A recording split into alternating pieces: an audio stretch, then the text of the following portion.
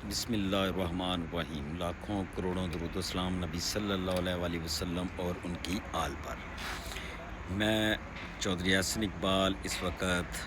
National assembly سے رات کے 8:05 ہو چکے ہیں۔ آج قومی اسمبلی کا اجلاس تھا اور اجلاس میں جیسے ہی اجلاس شروع ہوا، اجلاس سے پہلے ایم این ایز جو تمام گیلری میں موجود تھے، میں بھی وہاں موجود تھا، جو راہداریوں میں موجود تھے، وہ آپس میں گپیں لگا رہے ہیں، آپس میں بات کر رہے ہیں، وہ کولیگ ہیں آپس میں۔ لیکن آج جو سب سے زیادہ حیرانگی والی بات یہ ہوئی کہ نہ یہ ترمیم کرنے والے خوش ہیں، یعنی حکومتی پارٹیاں، ان سے بھی پوچھا جائے کہ یہ ترمیم اصل میں ہے کیا، تو وہ بھی پوری طرح جواب نہیں دے رہے۔ اور جو پی ٹی آئی، اس نے تو پہلے ہی حزب اختلاف نے اس کی مخالفت کی تھی۔ اب سمجھنے کی جو بات ہے وہ یہ ہے کہ اس ترمیم میں خوش کون ہے، یہ ترمیم خواہش کس کی تھی؟ کیا فیصل واڈا کی وہ بات درست ہے؟ اس کا مطلب کہ یہ ترمیم باپ کے باپ نے کروائی ہے۔ اور دوسری بات، میاں محمد نواز شریف صاحب، انہوں نے اسمبلی میں آج بولا ہی کل، تو انہوں نے اس دن ترمیم والے دن یہی بولا، ایک انتہائی دکھی شعر تھا کہ نہ وہ، جس کا مفہوم یہ تھا کہ نہ وہ جینے دیتے ہیں نہ وہ مرنے دیتے ہیں اپنی مرضی سے، یعنی وہ عدلیہ کو بھی، اسٹیبلشمنٹ کو بھی، سب کو سنا کر قومی اسمبلی کے اندر بیٹھ گئے۔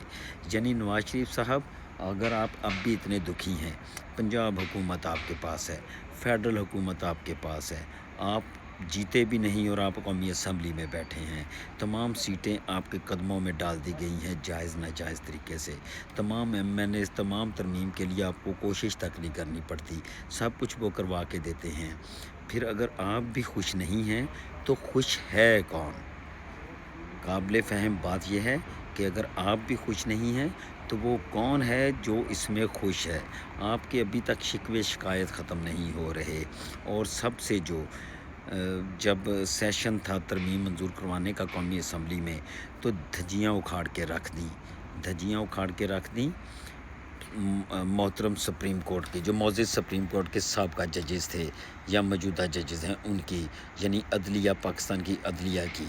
نون لیگ کے تمام جو لوگ تھے وہ عدلیہ کو آڑے ہاتھوں لے رہے تھے، عدلیہ کو ہی تمام برائیوں کی جڑ سمجھ رہے تھے۔ اور جب خواجہ آصف صاحب، اور سب کو پتہ ہے خواجہ آصف صاحب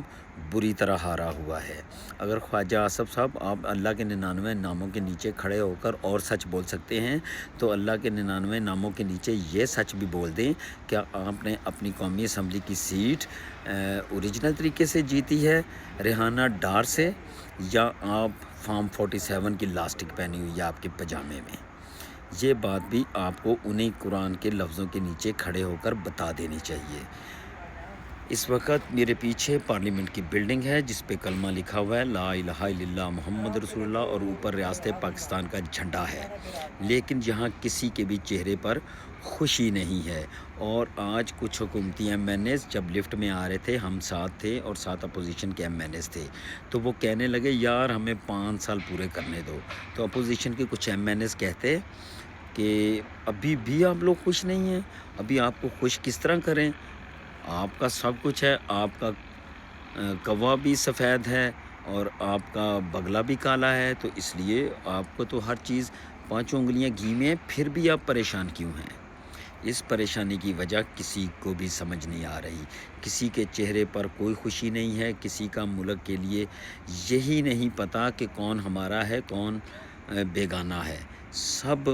ایک عجیب سی پوزیشن میں چلے گئے ہیں لوگ۔ اس لیے اس ملک پر اللہ تعالیٰ رحم فرمائے، اللہ تعالیٰ اپنے نبی پاک کے صدقے کر کے اس پارلیمنٹ کو، اس ملک کو، اس اسلام آباد کو،